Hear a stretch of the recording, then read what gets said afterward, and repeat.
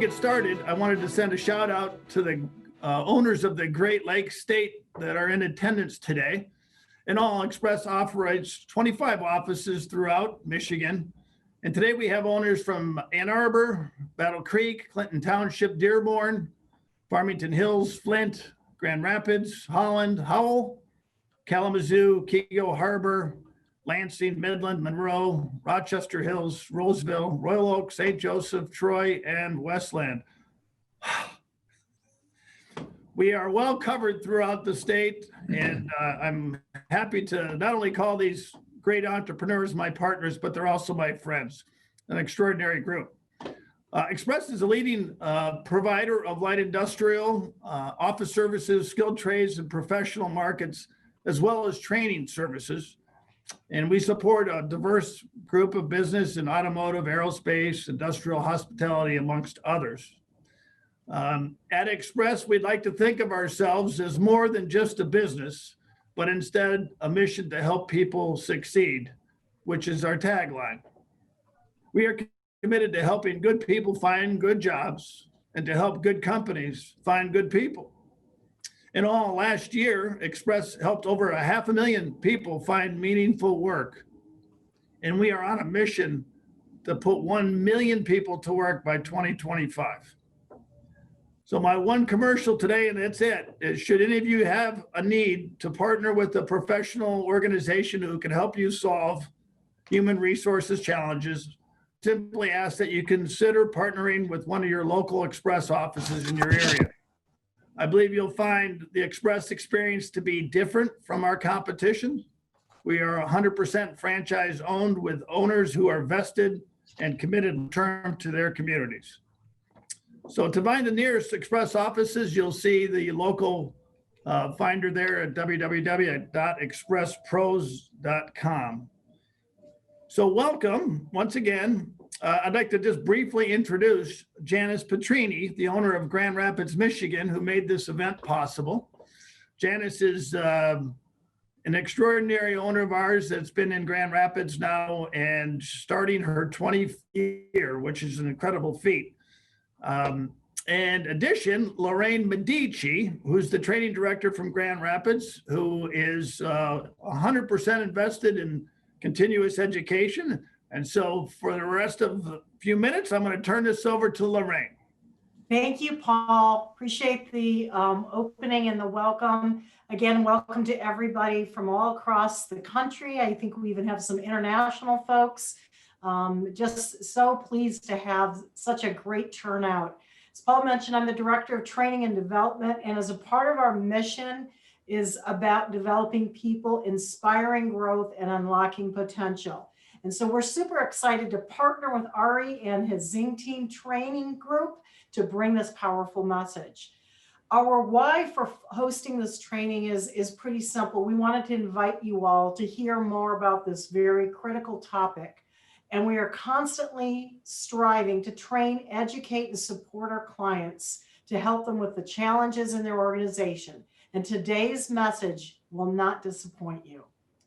Although this message will impact leadership, teams, culture, and organizations, the key is that it begins with ourselves first. So I encourage you to be engaged, participate, and be ready to learn some very valuable best practices. More than ever in this climate in which we all face this year, this message is one that we need to hear. So without further ado, please let me turn this over to Joni Hales, trainer, alongside with Ari, who will be giving you more information and be introducing Ari this afternoon. Joni, welcome. Thank you so much. Good afternoon, Lorraine. Thank you so much for that nice introduction to you and to Paul. So my name is Joni Hales. I'm a trainer at Zing Train. I'm very excited to be here with Ari today. Before I introduce him, I just want to cover some quick logistical details. The first is that many of you are likely Zoom pros at this point, 9 months into using a lot of Zoom. But if you are not, we do have a Zoom tips handout that we are going to drop into the chat, which you'll see at the bottom of your Zoom screen. just gives you some tips and tricks about your best viewing or how you like to view. I am looking and seeing that most folks have their videos off and they are muted. Thank you for staying muted, but I actually do encourage you, if you want to turn your video on, we love seeing faces as we talk throughout the day. I think Ari especially, as he's nodding his. So if you're comfortable, please turn your video on. We would love to see your smiling faces, your confused faces. If we say something that you have questions about, it's really helpful for us. So please do if you are willing. We're also going to drop into the chat the handout that was sent out in prior emails, but in case you missed it, here it is. You can use this to follow along on paper if you printed it. You can follow along digitally if you would like. We're also going to be sending the slides out after, so don't worry if you don't get everything written down right away. We're also recording the session that we can share that with you also. Ari and I are both very curious to know who is in this Zoom room with us. If you all would be willing, as Monica so nicely just demonstrated before I even asked, if you would put into the chat where you're viewing from, both your business and your location, we get to see where you're tuning in from and everyone else gets to see who's in this Zoom room with them. So thank you so much for doing that. And as you type all of those in, just to cover a quick overview of our time, Ari's going to share, oh, they're coming in fast. Ari's going to share a brief history of Zingerman's, you can't even read them, and his story, and then dive into the topic of managing ourselves. As you have questions, please feel free to type them into chat. Ari might answer them to the whole room. You might also see our coworkers, Mara and Emily, who are working behind the scenes. They might respond to some of the questions in chat as well, or I may pop in. But we are going to be collecting the questions, and we'll do a question and answer with Ari around 2:45 with as many questions as we can get to. We do invite you to stay throughout the Q&A to hear closing remarks from both Ari and Express Employment, and hear details on how to purchase Ari's books with a special discount, which will all be coming in a little bit. I think with all of that, you are going to see me again in the near future on this Zoom. But at this point, I am very happy to turn things over to Ari. Hello, Ari.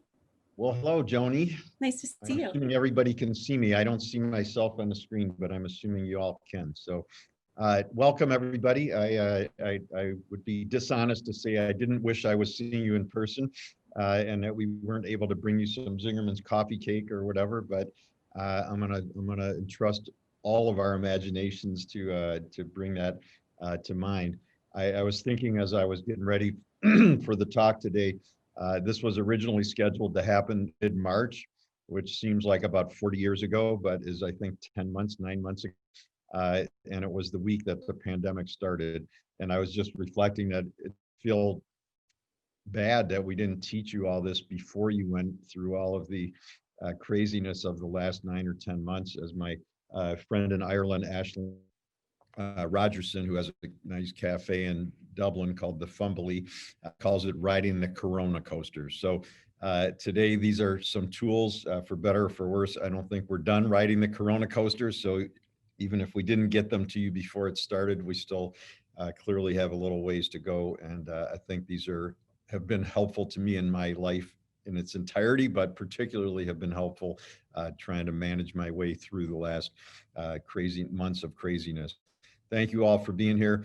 Before I forget, I'm just going to say that my email is ari@zingermans.com, which Mara is probably going to be typing into that chat in like under 5 seconds. So please, if you have questions that don't get answered during that slot that Joni mentioned, feel free to reach out. Similarly, if tomorrow, whatever you're working out or you're doing your morning routine and some question pops to your mind, Joni and I both really enjoy the conversation, and we like to know what resonates or what didn't make sense, and hopefully we can help to answer those questions for you. So Joni, why don't we roll into a little history? So let me just give you some background on me. That's not me. That's Paul, my partner. But just very quick background.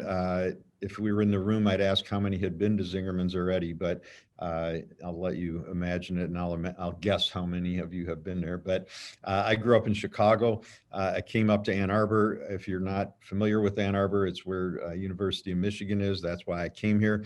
I went to school and I studied Russian history, particular focus on the Anarchists, which is another topic for another time, although I will suggest just very quickly that anarchism is self-management. But anyway, after graduating with my history degree, if there's any other history majors on the call today, feel free to throw that in the chat, I guess, too.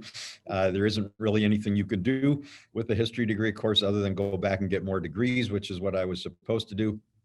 And I kind of failed to do that. When I graduated, I didn't really know at all what I wanted to do. So I just sort of said I was going to take some time off and figure that out. I mostly knew I didn't want to move back home to Chicago. And so in order to facilitate that, I decided I'd just stay here. I have come to really love Ann Arbor. At the time, it was kind of okay, and I didn't know where else to go. So I just stayed here. But anyway, one of my roommates was waiting tables in a restaurant in downtown Ann Arbor. If anybody's been around as long as I have, it was called Maud's. He was a server. I went in and applied for the same job he had. They interviewed me and said they would call me if something opened up. I waited, I don't know, 2 weeks, and they still hadn't called me. So I went back and I was like, hey, how about if I apply for a busboy job? And they said, that sounds great. If something opens, we're going to call you. I waited 2 more weeks. They still hadn't called me. I was running out of money. So I went back and I said, hey, I really got to work. I'll do the thing. They offered me a job as a dishwasher, which I didn't really know anything about restaurants in order to say, I don't really want to be a dishwasher. So I just said yes. They offered me the chance to start that night, and that's how I got going. So I think it would be a really fabulous, focused on Russian Revolution. Awesome, Carrie, me too. We could get together and talk. I'd love to tell you some fabulous story about how from the time I was like 8 that, my mother was this incredible cook and I knew I was going to have my own restaurant, and all those wonderful stories would be so inspiring, but none of them are true. My mother was a good person, but she was a substitute teacher in the same school for about 40 years. Not a particularly great cook, a very good person, but not a good cook. And I grew up in a family where everybody was in either academics, medicine, law, or whatever. So I was kind of the failure of the family for not going back to get that advanced degree that I needed to, in theory, needed to get. I really just lucked out because I stumbled into work that I really love.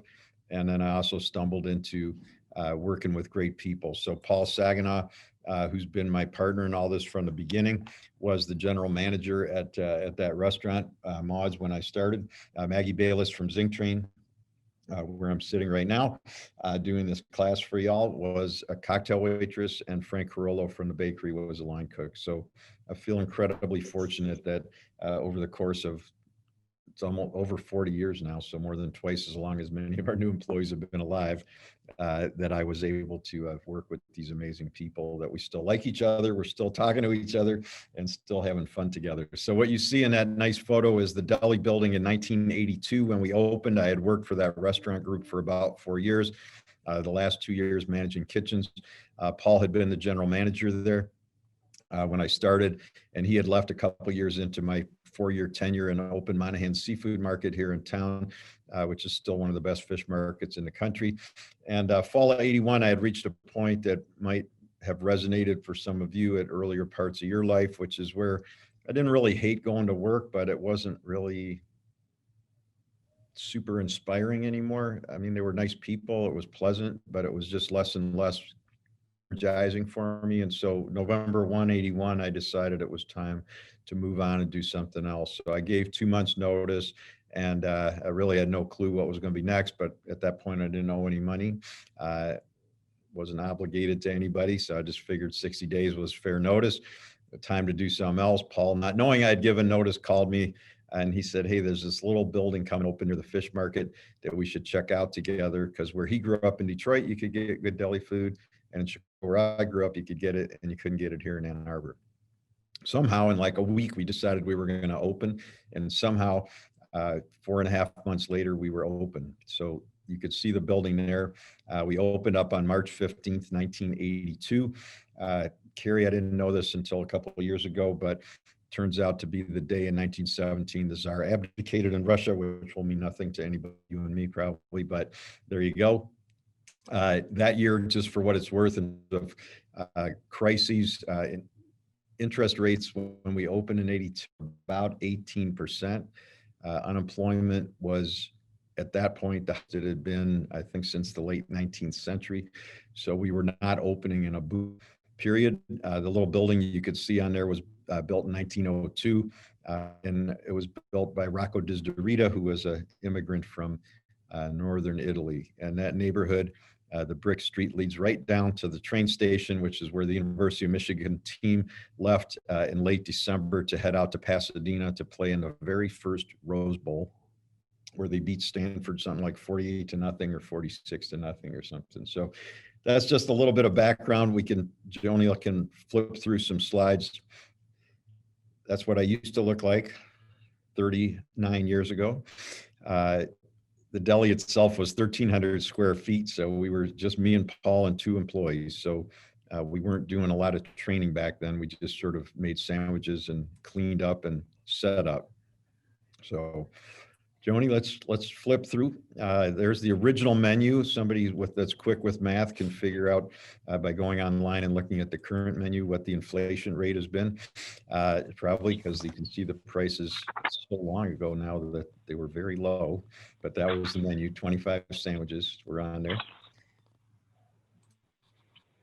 And then this is a more modern take on it. So we've expanded 1, 2, 3 times at the deli. We're in the historic district there, so it's a slow process, but we love the neighborhood and we're very committed to being in the community and staying in that neighborhood. So that's the work that we do. You can see the brick street is still there. Big picture today. So let me back up to March 15th, March 15th, 2020, which would have been our 38th, or was our 38th anniversary. At that point, we were on target for our fiscal year to do about 70 million in sales. We had about 700 employees. 3 weeks later, we were on target to do about 55 million in sales, and we had furloughed a couple hundred, over 200 employees. Most of those have been brought back. Sales will remain below where they were last year. So this has been a challenging year for us, like it has been for so many around the country, and it's not over.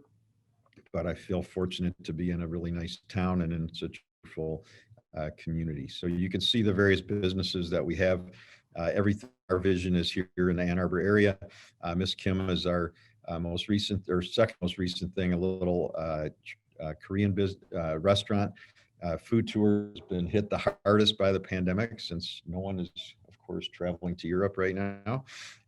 Zingtrain is what you're familiar with. Cornman Farms is where pandemic's over, you can come and get married, or send your kid to get married, or do events like this. And I think the other ones are fairly explanatory. The Roadhouse is a sit-down restaurant that's all regional American food. But Joni, should we see if people have any Zingerman's questions they've been dying to ask? Sure, absolutely. If there are any questions you have about Ari's history, the history of the company, feel free to type to chat. We could answer a couple right now, or we can certainly follow up with you them later.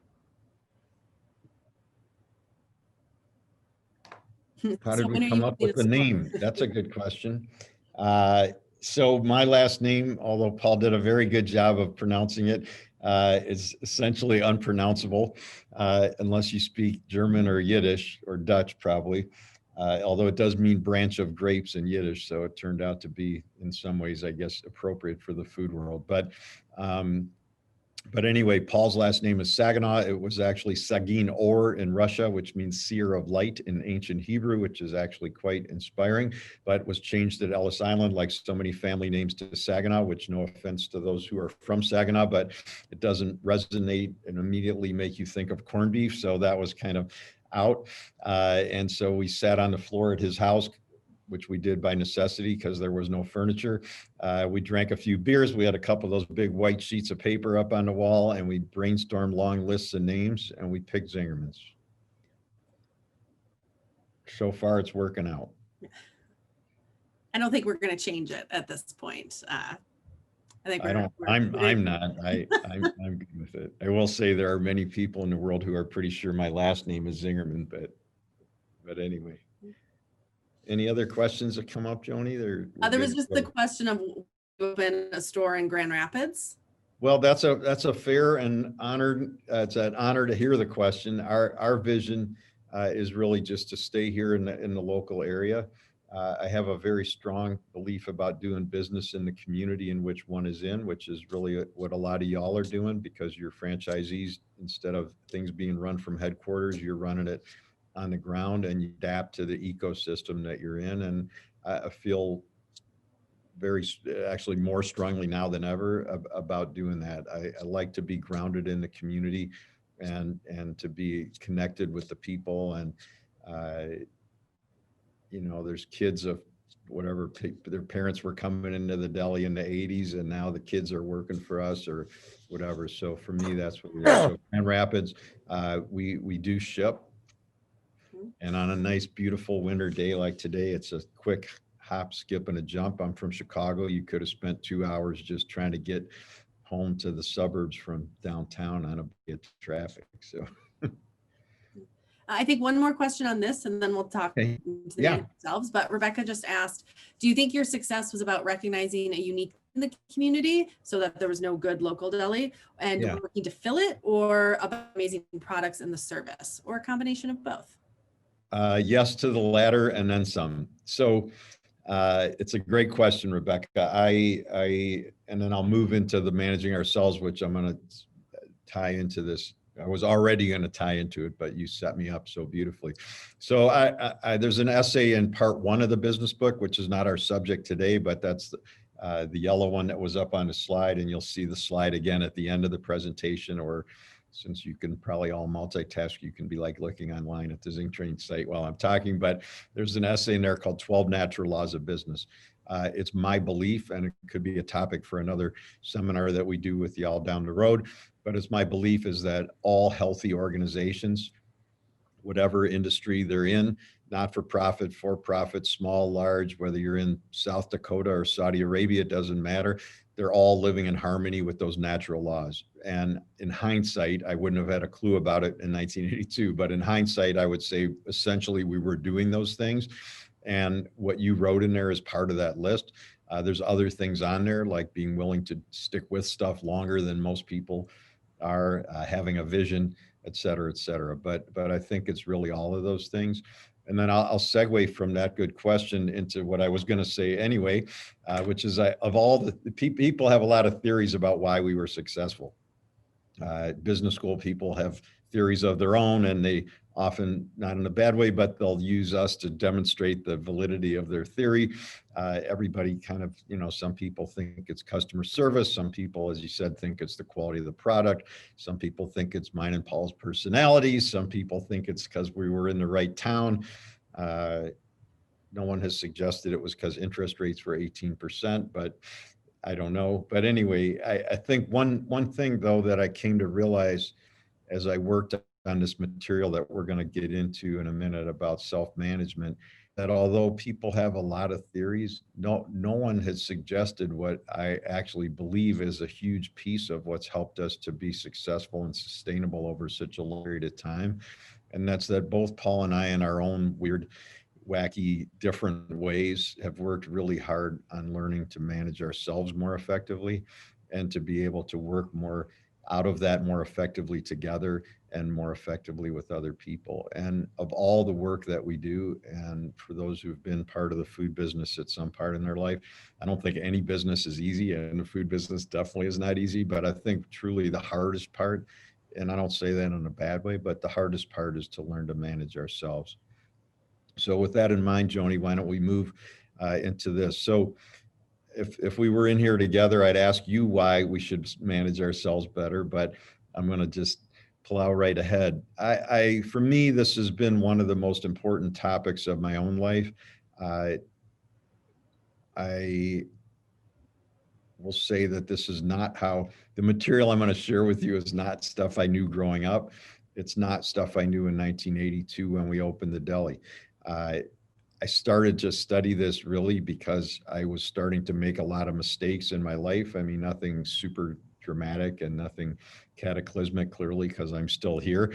But I started to have hard times in relationships and in stuff that was happening in my life. And finally, that drove me to start to do the introspection and the self-work that I can give you some tips from today. I can't say it was the most fun couple years of my learning life, but it turned out to be super transformative and really, really helpful. And I think, as we'll talk about, it's helped our organization, it's helped me, and through the books and Zing Train, it's helped a lot of other people around the world. So interestingly, the book that we're focusing on today, which the slide was up there quickly, it's the one with the green cover. My very beat up copy looks like that, but it's about self-management. It's part 3 in the series. Part 1 is the one with the 12 natural laws of business. And that's the one that I mentioned came out first. The second one is on leadership. The third one is on self-management. And when that one came out, a lot of people would kind of go like, well, shouldn't you have written that one first? Because doesn't everybody have to know how to manage themselves before they go into business? And I was like, sort of, well, maybe I should have, but I didn't. And on top of that, yes, in theory, we all ought to know how to manage ourselves before we go into business. But the reality of life is hardly any of us commit to self-study until we've made our own lives difficult enough that we can't figure out any other way forward. And that's when we do it. So I did write the books in any order you want. So if you're just getting going, there's no reason you have to start with part 1. You can dive right into self-management. I wish I had known all this stuff in 1982. And Joni and I will probably talk in a little bit, but I feel like it's really, I don't know if they all appreciate it in the moment, but it's really one of the best gifts that we give to people who work here, is that we have 17-year-olds starting to learn some of this stuff. And I didn't learn it till I was almost twice that old. So anyway, 3 reasons you could see on the screen. The first one, in the context of being here, that you signed up for this seminar and I'm doing a whole talk on it, might be obvious, but I will say to the business world at large, I don't believe that this is obvious. One of the things I started to realize as I was doing this work is that when I say business, by the way, that could be nonprofit. If you have a sibling or a significant other who works in one, this is no different. And similarly, if you're only managing but not owning, I think it's the same for managing a department. So what I'll say is that the business that you and I lead, in most ways, is really just a reflection of ourselves. The business will reflect what we're good at, and it will reflect what we're not good at. We can compensate for that by bringing diversity of personalities and perspectives and backgrounds into the organization. In nature, the healthiest ecosystems are the most diverse. Part of why Paul and my partnership has worked for all of these years, and I just talked to him on the phone for a while last night, is that we're so different. So we share values, we've always shared a vision, but we have super different personalities, and we can argue with the best of them. Jamie, I'm an anarchist, so we actually don't run for president. We just try to be nice to the people that we're around. But thank you, it's a nice compliment. So the better we can manage ourselves, the better the ecosystem around us is going to be. So honestly, the work that you're doing, it's the same thing they tell you on the airplane. We've all heard it 1,000 times. Put your own oxygen mask on first. The better we take care of ourselves, the better we're going to be able to create a healthy ecosystem for our staff, for our customers, keep our financials straight, and et cetera. The second one, you can see the cross out on there. So a funny thing that happened over the years, it still kind of happens, is people appreciate what we do, and they'll see me and they're like, man, you're living the dream, which I know they mean as a compliment, but it kind of always made me crazy. And one of the many things I've learned from Paul is a little saying that I'm pretty much guarantee will help you all too, as much as it's helped me, which is, when furious, get curious. Let me say it again. When furious, get curious. So that little saying has helped me when I get frustrated with people to remember not to blame them, but to look in at myself and see what's going on. And so I realized that the obvious, they mean well when they say I'm living the dream, but I realized that the implications of the literal way that it's being said are, what I would suggest, are not accurate. What I think I didn't like about it is, when you're living the dream, it sounds like there's one dream and we all got to have the same one. And what it really means is that whether it's me or you or Joni or whoever, that we're living the life of our choosing and that we're going after our dream. Because the whole point, really going back to Jamie's thing and me joking about anarchism, but the whole thing is I have a very strong belief that everybody is a unique human being capable of doing great things. And the point of self-management is, as best we can, to be as true to ourselves as possible, which of course sounds easy, but isn't that it's a life project. So the more you can create the life of your choosing at work, out of work, in every part of your existence, I'm going to suggest the better our energy gets. We'll get to energy later in the session. The better our life's going to go. And then the third thing, which Jamie, it kind of goes back to this actually, is that I'm going to suggest that the most meaningful change, although certainly policy changes in Washington or Lansing or whatever have an impact without question, but the biggest changes I'm going to suggest are going to come from the work that we each do with ourselves. Jim Morrison, I'm guessing people still, a few of you might remember who he was. He said there can't be any large-scale revolution until there's a personal revolution on an individual level. It's got to happen inside first. Ursula K. Le Guin, amazing woman, passed away a few years ago, who I used to read her science fiction back when I was in high school. I didn't know she was an anarchist, but really an inspirational thinker at any level. She said, you cannot buy the revolution. You cannot make the revolution. You can only be the revolution. It is in your spirit or it is nowhere. And this is in essence Gandhi's famous and appropriately important quote about being the change that we want to be. So I'm going to suggest change happens in our organization by the way I treat people, by the way I treat myself, which we'll talk about, et cetera, et cetera. And yes to policy, yes to systems and all of that. I'm a big believer, but at the same time, we need to behave in a way that's congruent with the ends that we want to achieve, or we're not going to get where we want to go. It's easy to blame others. It's easy to critique others. It takes actually very little energy and there's no actual work that comes with it. Whereas working on ourselves is a life project that we will all fall short on every day. I'm going to quote one more anarchist you never heard of, Amon Hennessy, about 50 years ago, half a century, I guess. He said, we really can't change the world. We really can't change other people. The best we can do is get a few thinking here and there. The best way to do this, if we are sincere, is to change ourselves. The only revolution worthwhile is the one-man revolution within the heart. Each one could make this by himself and not need to wait on a majority. So pardon his gender bias, but that's how people talked back in those days. But the point is really just the change that I want to see in the community, the change I want to see in our business. It's really got to start with me. So With that, Ari, can I interrupt and ask a question? Joni, you can always interrupt. We've been working together. Did you give your personal background? I don't believe so. I don't know. I did not. We have worked together for a little over 17 years. I started working at Zingerman's Roadhouse, front of the house, serving, hosting, bartending, then became one of the assistant managers and then the catering manager, and now a trainer at Zingtrain. So Ari and I, we've worked together in many different ways, from working the floor of the Roadhouse or a large event or Camp Bacon together, and now training together. So it's great. But I did want to ask a question about the managing ourselves, because I agree with you. I think it is a gift that has been given to the people who work at Zingerman's. I feel thankful that I knew about it before the pandemic hit, because it's something that I think about and I do on a daily basis because I'm aware of how I need to manage myself. But you are still out there in all of the businesses on a daily basis. I've been working from home, so I feel like it's kind of more just me. How has this work And your of kids. and my kids and my husband, I mean, yes, but still me.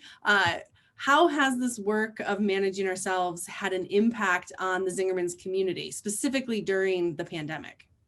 Yeah, I mean, this is, well, obviously I would be interested, not necessarily now, but your opinion, Mara's perspective, Emily's perspective, because all of us only have one small piece of what is actually happening, which is our own view. We'll talk about beliefs in a little bit. My belief is it's actually helped enormously. everybody's under a lot of pressure right now. I mean, not like anybody was sloughing off before this either. So everybody works hard. If you're on this call today, you're working hard. I mean, people who aren't working hard don't make time to get onto training sessions like this. So I think it's been hugely helpful. I think that the work we're going to get into next of mindfulness, just self-awareness is huge, right? I think that the work that we're going to get into about understanding your own internal anxieties, your own biases, your own beliefs, all of that is hugely helpful. And just being able to teach people how to get regrounded through managing their energy and stuff. I mean, it's like, these are things that we've been teaching for years. And I was just listening to a Brene Brown podcast earlier this morning when I was out running with David Eagleman, who has a new book out about brain science, which is not my area of expertise. I fell asleep in chemistry every morning for the first week, and then I dropped the class. But anyway, it's clear that when we become accustomed to doing something, our brain changes through neuroplasticity. And so we don't really have to think about it. After a while, we just do it. And so in a great way, this is what happens to great athletes when they've been doing it for a while. In a crisis and in a game, they know what to do. This is why great musicians, whatever, guitar strings break on stage, mics go out, but they've been through it, so they don't really have to think a lot about what to do. And I think there's a place for the thinking without question, but I think in a great way, we have culturally as an organization internalized a lot of this. So people are able to, when they watch the news, they're able to fairly quickly say, you know what, that's that guy's belief, and that may not be true. That's what that woman believes, and I don't know that she's wrong, but I don't know that she's right either. Let me think about it in ways that I wouldn't have done without this work. They're able to stay grounded and keep their energy positive. So I think it's been huge. Awesome. What do you Thank think? you. I'm curious too, like, going back to what you said about having had the chance to grow up with this. And I don't have kids. We just have dogs, although I can use the dogs for examples too. But I would imagine it was somewhat helpful, at least, to have this before you had kids, and then to be Yes. able to share it with them even. Yes. Well, I mean, there's so much that I think we learn working at Zingerman's that transcends work. I mean, even just the belief that there's not work life and home life, it's just life, and the things intertwine with each other. I'm a huge believer in that. And before, I used to believe I needed to separate them and they're just one thing. But the concepts of managing ourselves, I mean, I feel at many times I have 3 full-time jobs. I'm now a school teacher because we're doing remote learning. I work at Zingtrain, and then I'm a mom as soon as that part of the day ends. And if I'm not managing myself, I feel like chaos will happen. I'm still managing a 5 and 7-year-old. So I need to manage myself first. I need to put on my oxygen mask so I can put the oxygen mask on my kids. And I think it's so true. So, I mean, a ton of the stuff we're going to talk about, I use on a daily basis, just how I manage the day-to-day life. So I'm very appreciative of it. Well, I'm appreciative of you. Well, thank you. 17 years is a long time in a really wonderful way. So We're almost to half of my life that I've worked here. So not half of mine, but I appreciate it. So thank you very much. Should we move into mindfulness a little bit? absolutely. So this is not going to be a 2-week meditation retreat. This is just a few minutes to frame an issue that honestly I have never formally studied. It's just something that I have come to believe is super important. So I guess while I'm talking, I'm going to encourage you just to look around. I obviously don't know where any of you are, but to look around the room that you're in, or if you're outside, that's awesome. Look around outside and just notice 5 or 10 things that you didn't even realize or that you weren't even cognizant were present in the room with you. There's almost always some of them. So I'm going to suggest that whatever you do for a living, or if you have kids like Joni, you become highly attentive, almost mindful of those things that you do all the time. The key of mindfulness for me has been to learn to expand that scope of awareness. So not just the things I'm used to looking at, but to pay attention all the time as best I can, because we're all imperfect, but to pay as best I can attention to as many things, aromas, the feel, the touch, the taste, obviously in our world is certain. The visual is a big one. The sounds, whether it's music or you're crying or the sound of a bird, whatever it might be, and just to really, really pay attention at a high level. The key of mindfulness for me that was interesting is not just to pay attention, though. It's that first bullet point, which was awareness without judgment. That doesn't mean don't have any judgment.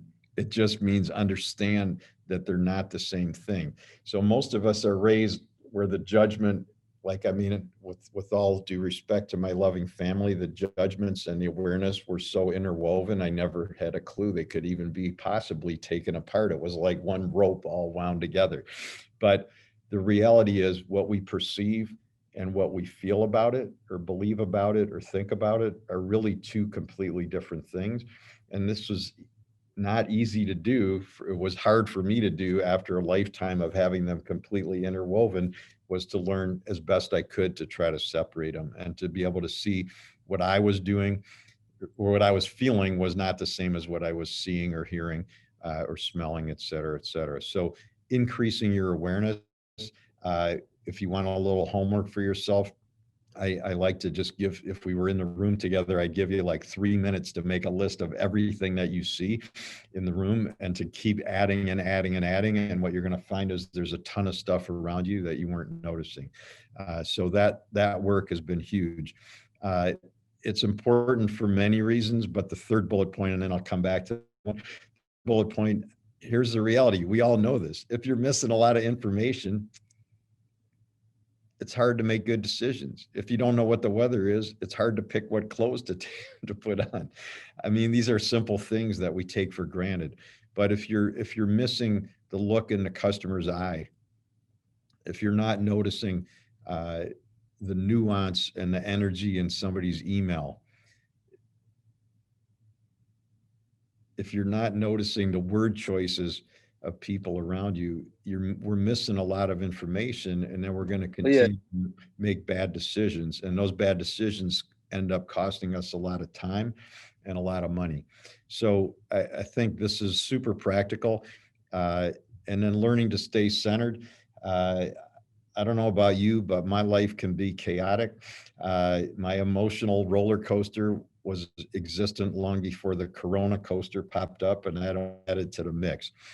This is why I think it's the hardest part of the work, is to learn to be effective at self-management.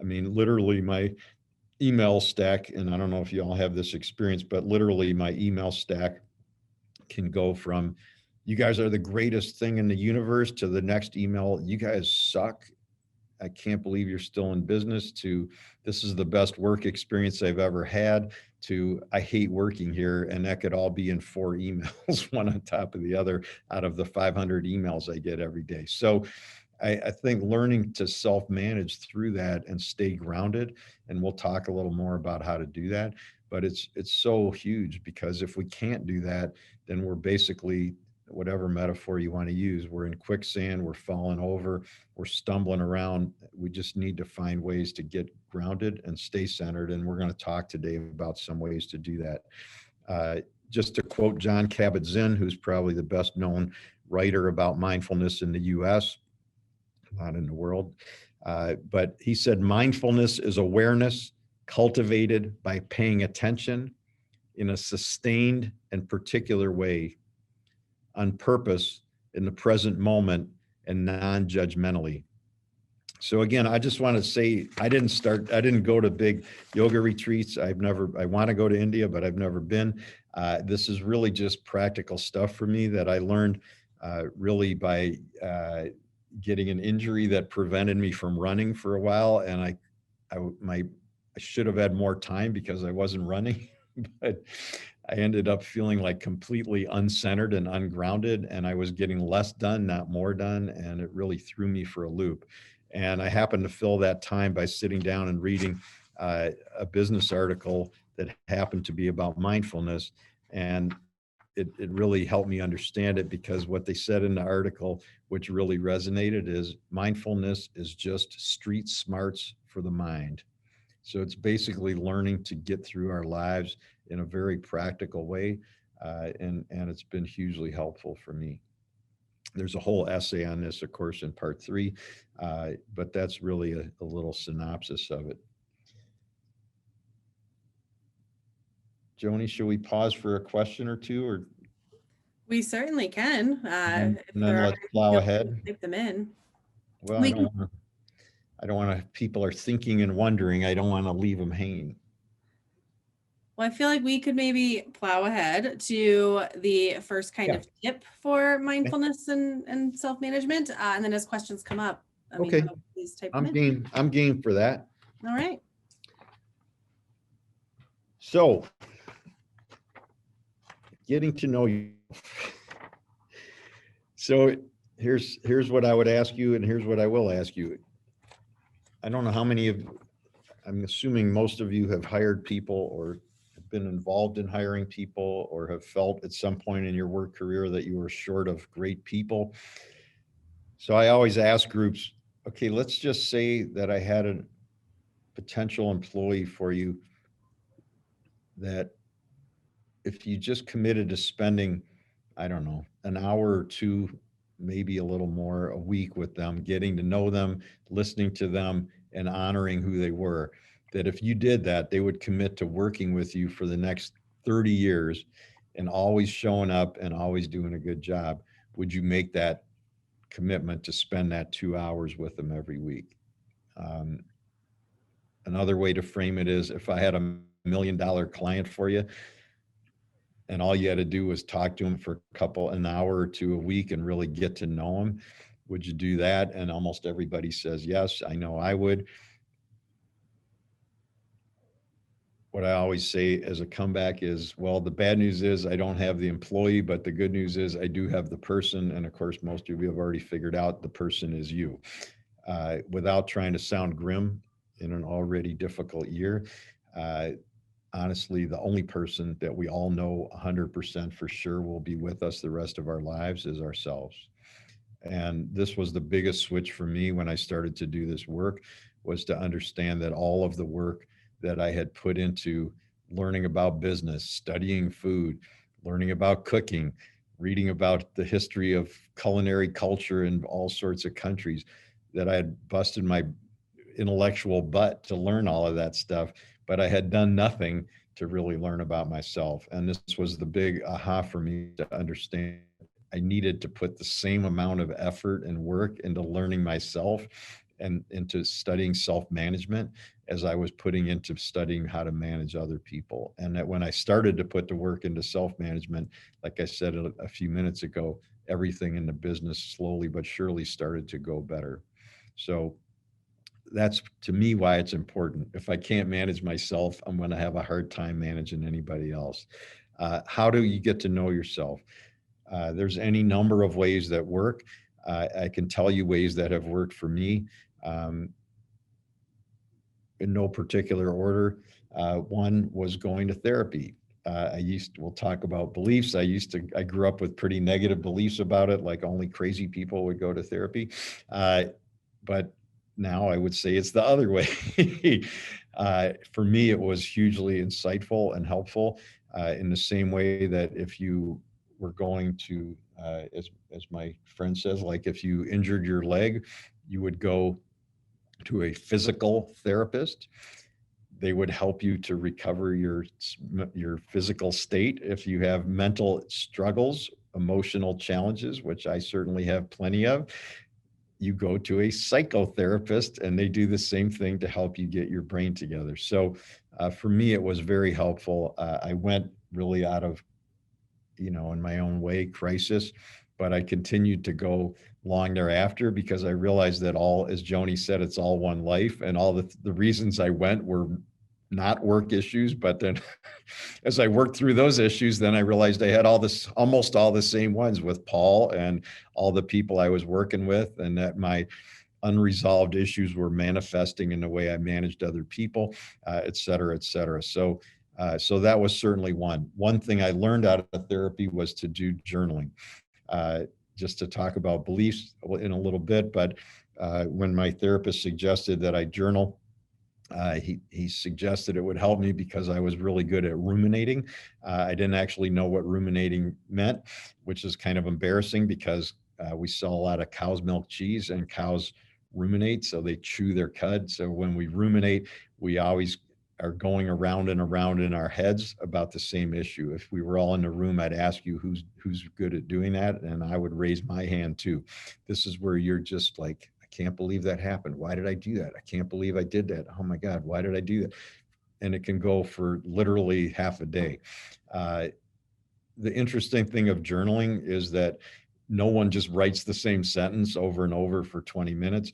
So it's very helpful. Joni, I believe your husband started journaling lately, he told me.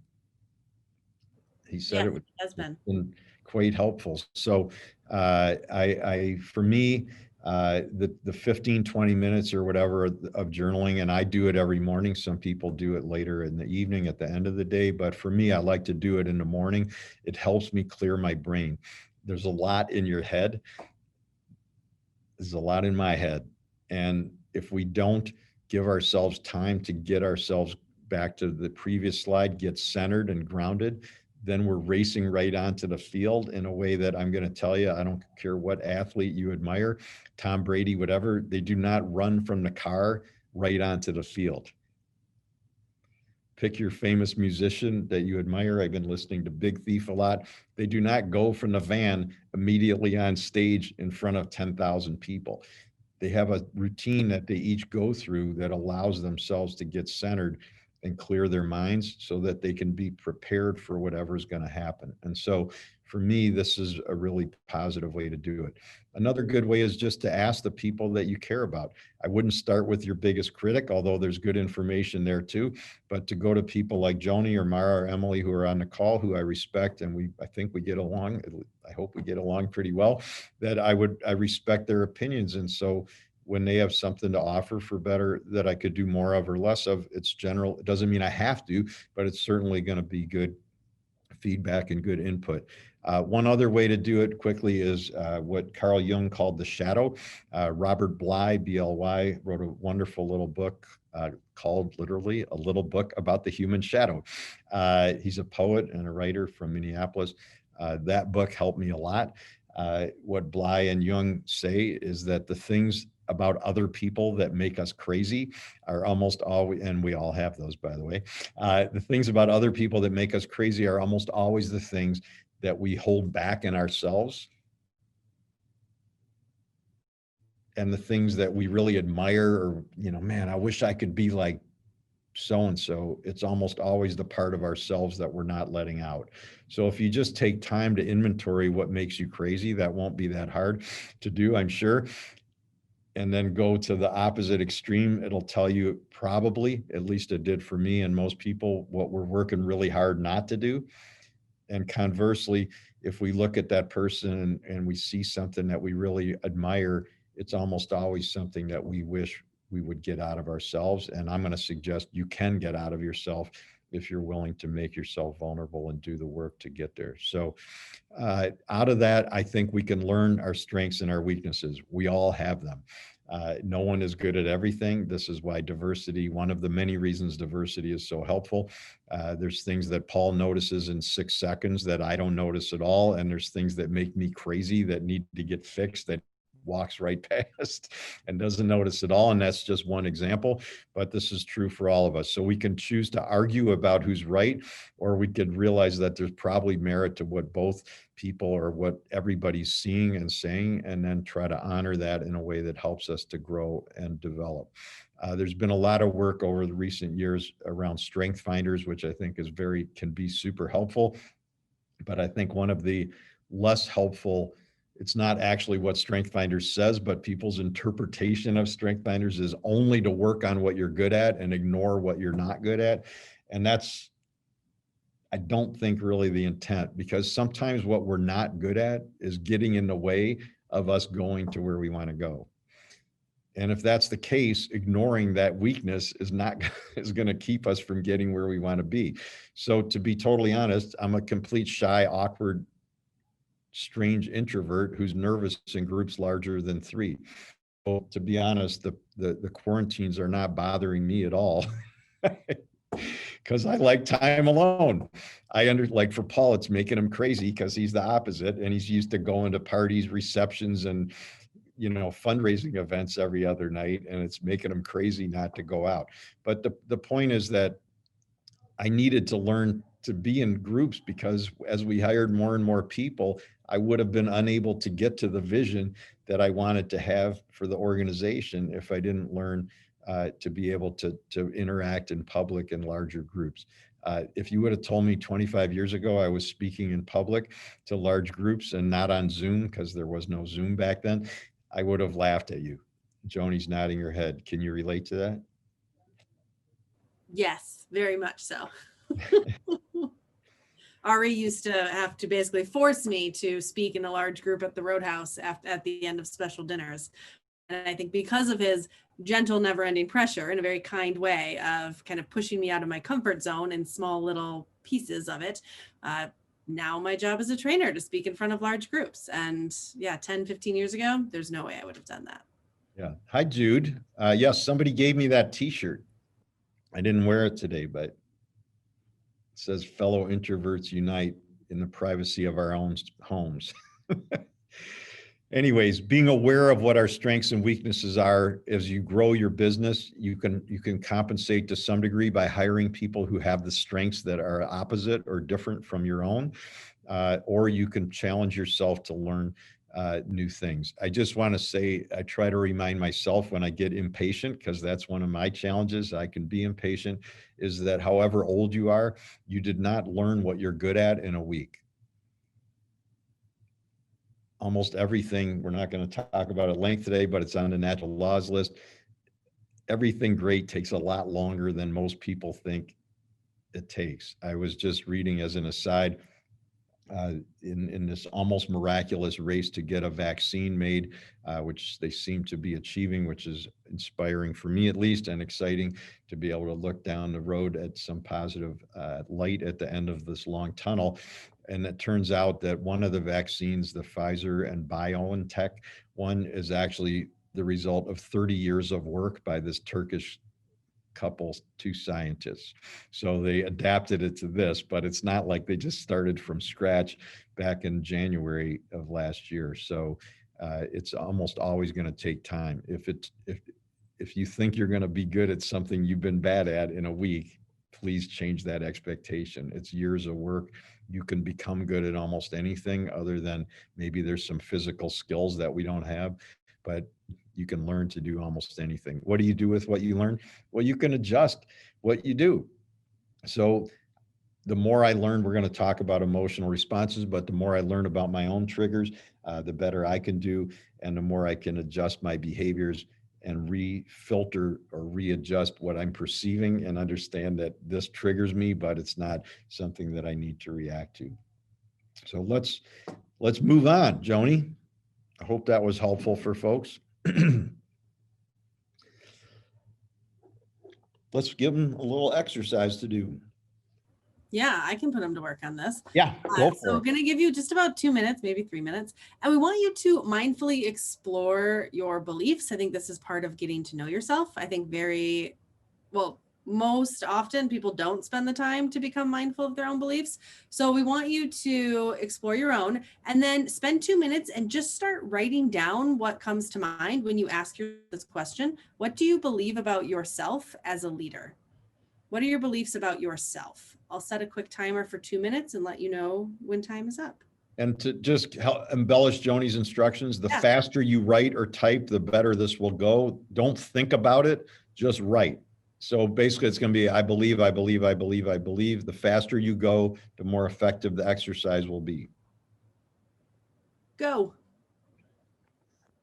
Finish your last thought.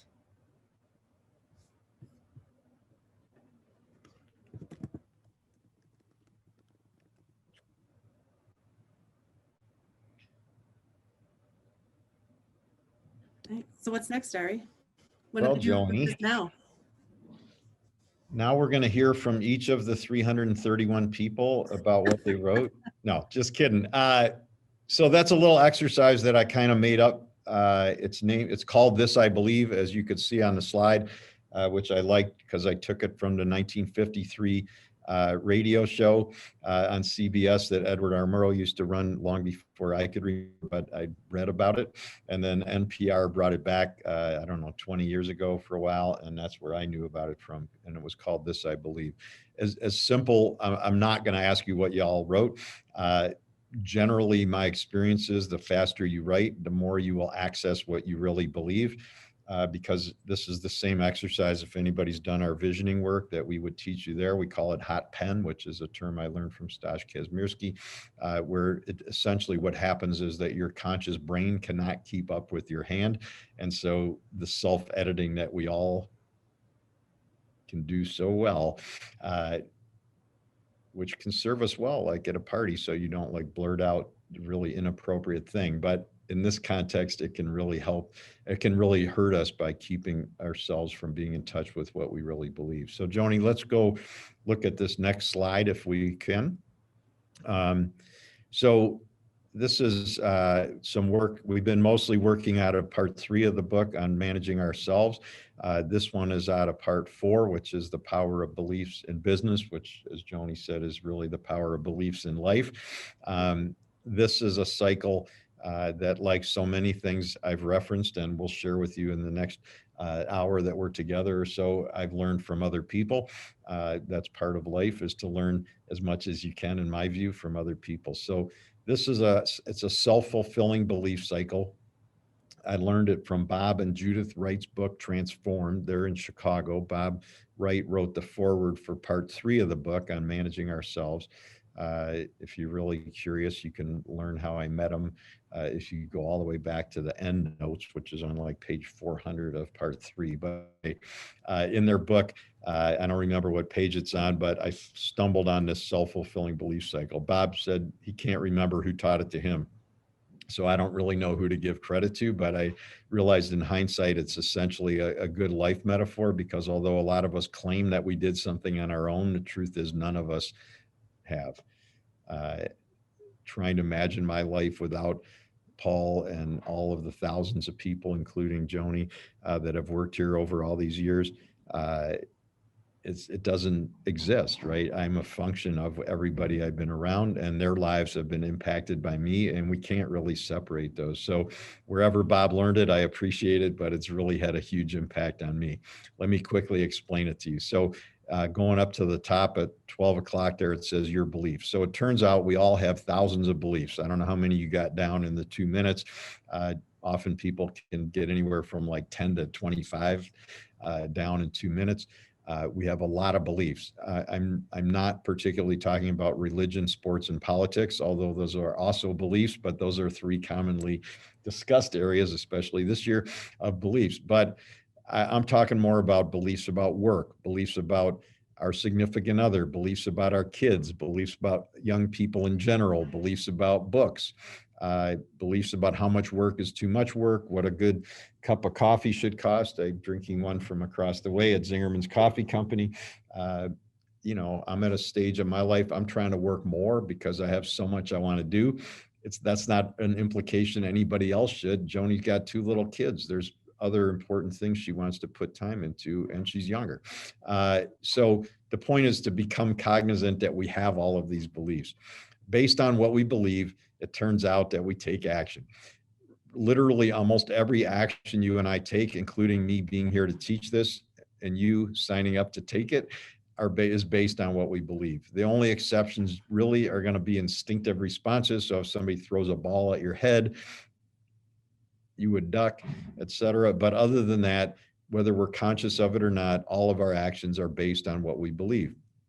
Based on our actions, the people around us start to form their own beliefs.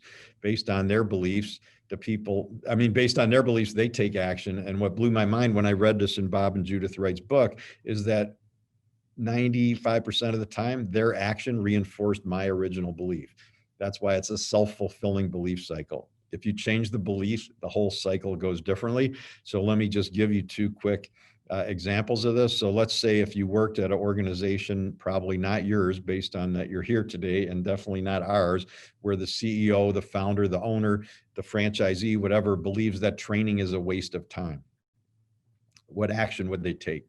It's not that hard to figure out. They wouldn't do any training. When they don't provide any learning opportunity, any training, educational opportunity for their staff, what do the staff start to believe about their future in that business? Generally, there isn't any good one. They may need the paycheck, but beyond that, they're not really going to think there's much out there for them. So what kind of work do people do when they don't feel like there's any positive future for them? Average at best, often worse. In other words, not good work. What does the leader say? Thank God we didn't waste any money on training. Look how bad these people are. If you flip the original belief and the leader, the owner, the CEO, the franchisee, whatever, takes the opposite belief, which is the one I truly hold, and probably you do too. And we believe training and learning are awesome, fabulous investments. We do tons of it. I mean, everything's been a little screwy this year on the Corona coaster, but before this, we had about 75 internal classes that we taught on a regular basis. We give copies of these business books that I've been referencing to the people who work here at no charge if they want to read them. We've got tons of stuff going on around learning. What do people who work here start to believe? There's a future. Joni, when you started 17 years ago, did you think you'd still be here? No, I was 19 years old. Most people, I don't think, assume to be in the same company at 19. No intention of actually staying. So when you start to realize that you can learn, and in this case, learn about being yourself and learn skills that are applicable in work and in life, and there's other factors involved, but you start to do better work, right? That's your action. So the action of the employee, when they believe that the company's investing in them, is a lot more likely to be really great work. And we get back to the top of the chart, my belief, and I go, man, this is awesome. We should have spent even more money on training. The crazy irony of this situation is that it's almost exactly the same employee base that we're talking about. So the reality is, if you change the belief, the cycle's going to be different. William James, whatever, father of modern psychology, said belief creates the actual fact. And Carl Jung, who I referenced earlier about the shadow, he said, until you make the unconscious conscious, it will direct your life and you will call it fate. Until you make the unconscious conscious, it will direct your life and you will call it fate. So what I want to suggest is that most of the world is on this cycle over and over again, but most people don't even realize that they hold beliefs. And so they're unconscious of them. And then just like Jung said, they think they're fated to do something when in fact they could actually alter their beliefs. So Joni, let's look at the next slide. And where that little red line is a little filter that we all have. If you're a scientist, it's called confirmation bias. So this is where all of us, me and you and everybody else, we all filter out the information that does not support what we already believe. And we take in, and if you're a high achiever, like a lot of y'all are, you go find information, same as I do, to support what we believe. Let me say it again. The filter filters out all of the information that disagrees with what we already believe, and it allows through all the information that we already have and we already believe. It supports our beliefs. So this is where the old saying, I'll believe it when I see it. Everybody's heard that. I'll believe it when I see it. But it turns out to be actually the other way around, which is if you change your belief, you will see things differently. Without getting into politics, this is why literally half the country reads the exact same news story as the other half and arrives at completely opposite conclusions. Right? So when we change our beliefs, we see different things. The last piece I just want to share about this was a huge learning for me, which was to understand that beliefs are not genetic. Beliefs are learned. And so our beliefs are formed when we're young kids. Like Joni's belief, kids are being having their beliefs impacted by her and Kieran, her husband. But they're also being impacted by books they read, by movies they watch, by video games, by their friends, by their grandparents, whatever it might be. Anybody we trust in our lives, whether it's somebody we actually met or not, is impacting our beliefs. Once I understood that, then it becomes clear that we have the power to change what we believe. And if we change what we believe as per that cycle, it's going to change a lot that's going on in our lives. I won't make you do the actual work, but there's an anagram in the word belief, which means if you rearrange the letters, you'll get a different word. And the answer to what's the anagram is be life. What we believe is creating our lives. And this topic got me so fascinated, I wrote a 600-page book about it. So we're going to stop now, though, not go through the whole 600 pages. Joni, should we move on? Yeah, I think so. I know that Mara and Emily are collecting any questions, so we'll revisit them in the Q&A as well. So yeah, let's talk about the second tip for managing ourselves. Okay. So if we were in the room together, I'd ask how many of you have emotions. Some of your hands would shoot up immediately. And then there's some of you, like I would have done 30 years ago, that would have sort of grudgingly, hesitatingly raised our hands because we weren't really sure if we had emotions. It's a natural human thing. Then I would ask you if emotions were good or bad and see what you said. What I've come to realize is they're neither good nor bad. I'm going to suggest what I've learned the hard way is they just are. So the key learning of this little segment of our time together is probably the first word in the black lettering at the top. Honor your emotions. Because what I learned is I can't keep them from coming. If I pretend I don't have them, that's called denial. That doesn't work either. I tried.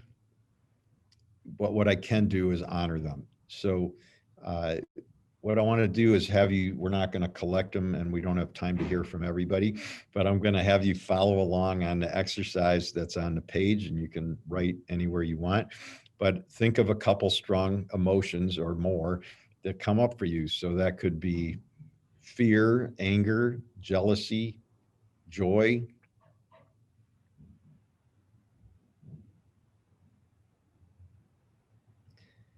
And then I want you to reflect, pick one of them for the moment of the exercise today, and then just think quickly what triggers that emotion for you. So I can tell you one for me is like when I see really not great displays in one of our businesses, it triggers fear because I, for whatever reason, start thinking we're probably going to go out of business quickly because of the bad display. And then the fear can turn quickly into anger. Past behaviors. So historically, what have you done when that trigger happens? So what I used to do, and I can still slip on occasion, is I start fixing the display.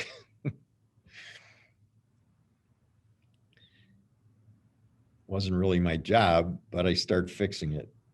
What's the past outcome that you got from your past behavior? So a strong emotion happens. Be mindful of what triggered it. Thinking back, what behaviors did you usually do? And some of you might have done it this morning.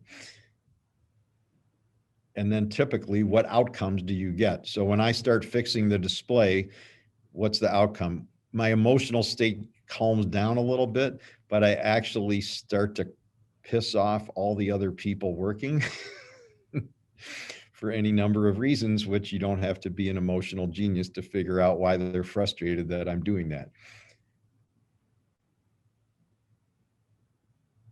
Way to go, Monica. I feel less alone.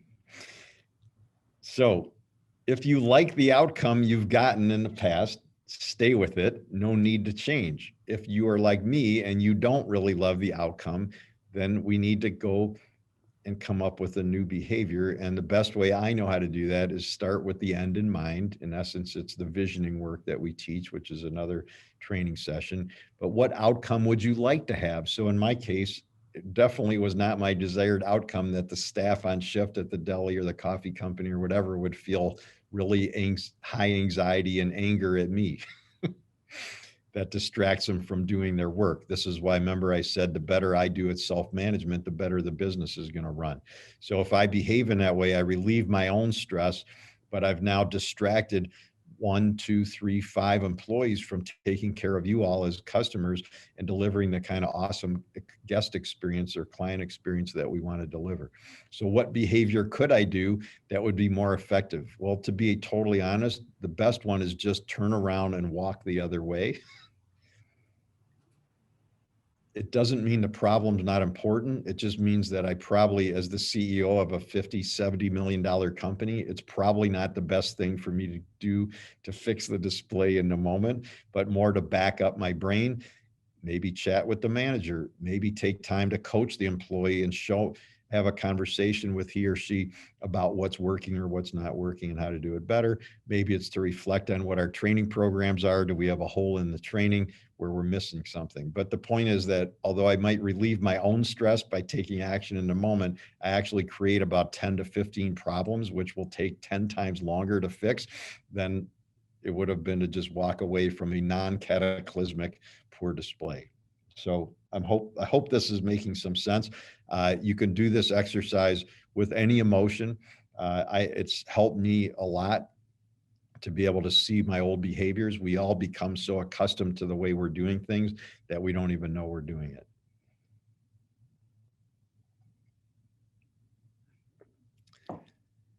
Joni, shall we keep going?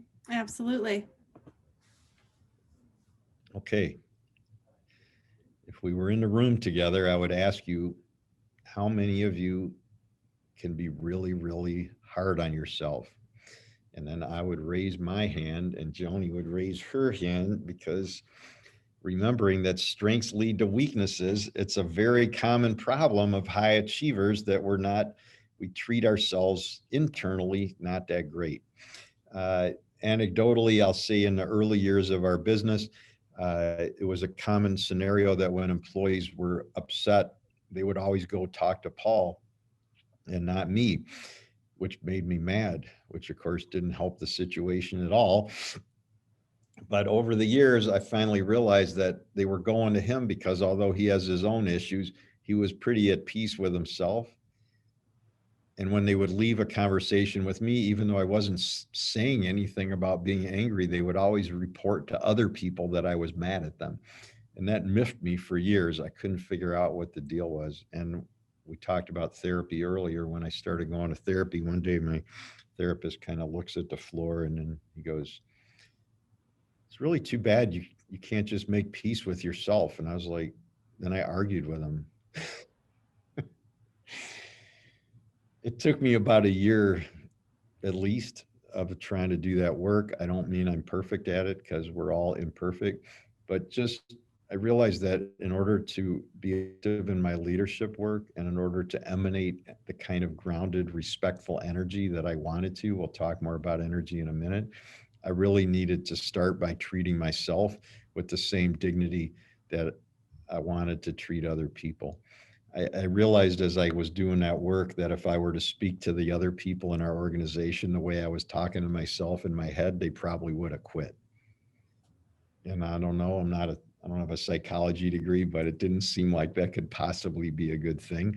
So it doesn't mean that I'm not self-critical, because we all look for ways to do better. Every musician, when they get off the stage, figures out ways to play the song better. Every athlete looks at what they could have done better, but they don't have to demean themselves any more than a mindful and caring manager would ever demean an employee for making a mistake. So that was a big one for me.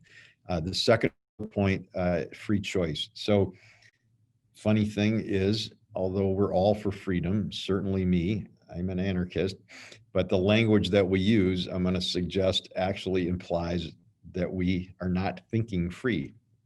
So what does that mean?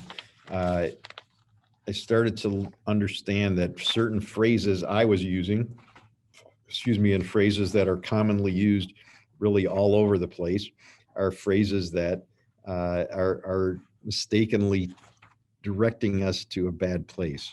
What are some examples? One of them would be the phrase, I have to. So if we were in the room together, I'd ask how many of you say that? And then I start to backtrack in my mind. So can anybody remember, yes, words do create our reality. Can anybody remember when their parents told them that they had to do something, right? And the answer is yes, we all can. And the question then is, what was your energy when your parents told you you had to do something? And almost always everybody goes, oh, not very good.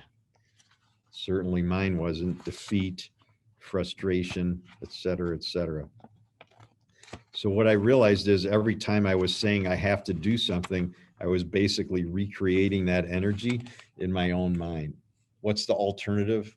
I realized I don't have to do anything.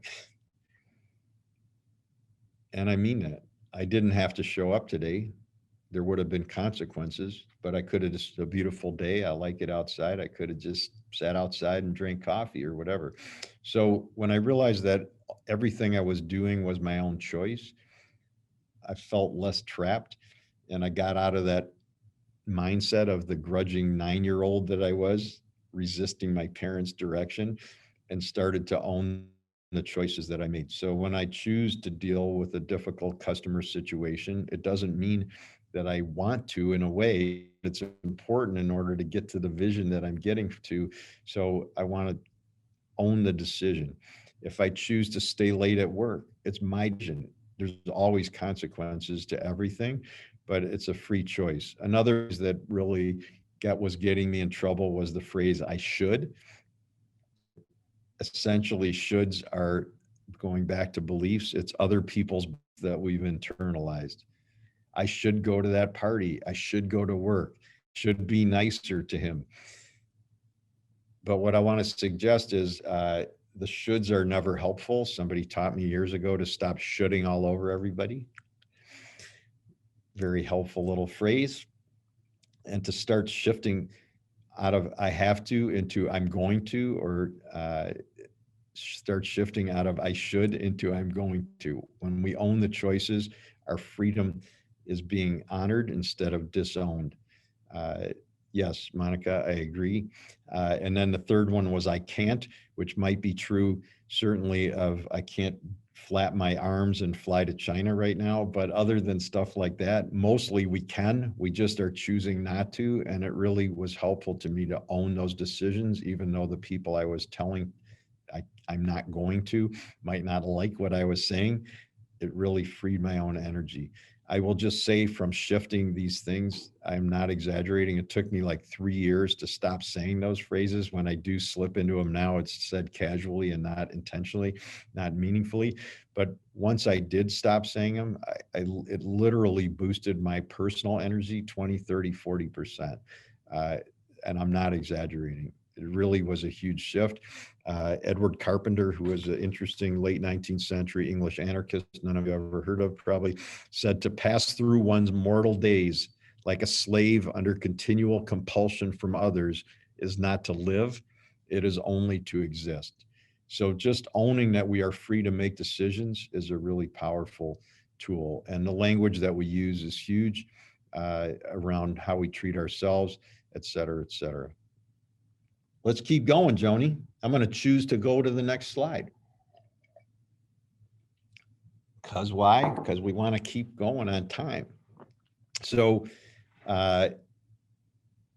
yeah, people ask me all the time. They're like, how do you do all this work? And then you write all these books. And then I'm like, well, I wrote an essay on time management.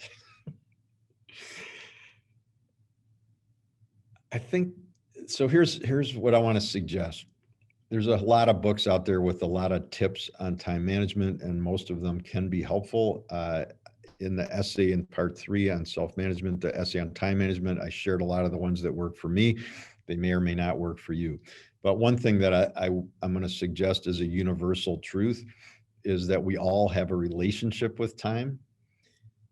And I'm going to suggest, without judging any of you, because only a few of you do I even know, most of the country has a fairly destructive or damaged relationship with time. People are always mad at time. There's not enough time. They're frustrated. They're angry. They always feel like they're being cut short. And what I started to realize is, can you think of any relationship in your life where you are always mad at the other person and it went well? And the answer is no. And if it was my relationship with Joni, at least both of us are going to work on it from our respective ends, and hopefully we both contribute positively. But the reality is time is not changing. So the only one who's going to change in this relationship is me. Right. And so I ended up writing a vision, which I'm not going to read you, but I ended up writing a vision for my relationship with time. It's in the essay that really just talked about a healthy relationship. And I'm going to say respectfully, like in the same way, if somebody is stricken with anorexia, which is a very difficult disease, they think about food a lot. I think about food a lot too, but the one is coming from a disability, a disease that's damaging people's lives. And I think about food out of free choice because I find joy and pleasure in it. And I'm not saying this to critique people who are suffering from anorexia, to the contrary. But the point is that most people have a relationship with time that's mostly about the bad part of it.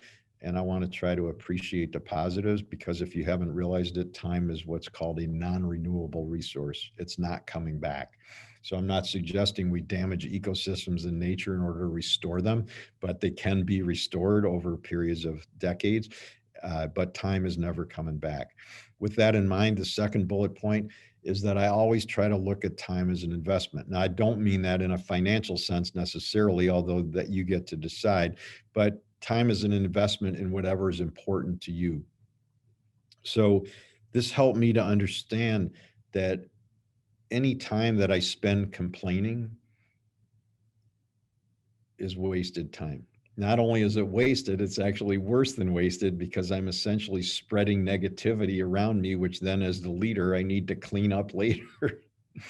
So I've wasted the time or expended the time complaining, and then I spend more time fixing what I created in the first place. This is why self-management is a hugely practical management and leadership tool, business tool, not just a nice thing to pursue.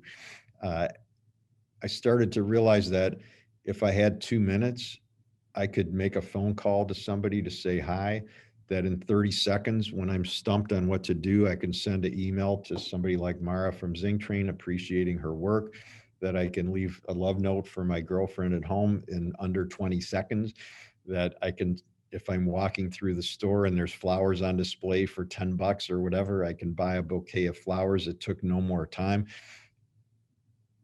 That these tiny little things can have an enormous impact. So just as little as like, if I'm working the floor at the Roadhouse, just to, when the dining room's open, when I'm walking past a busser who's doing a nice job at the table, not disingenuously, but to honestly, when they're doing a nice job, to just tell them they're doing a nice job of clearing the table, or to say thank you.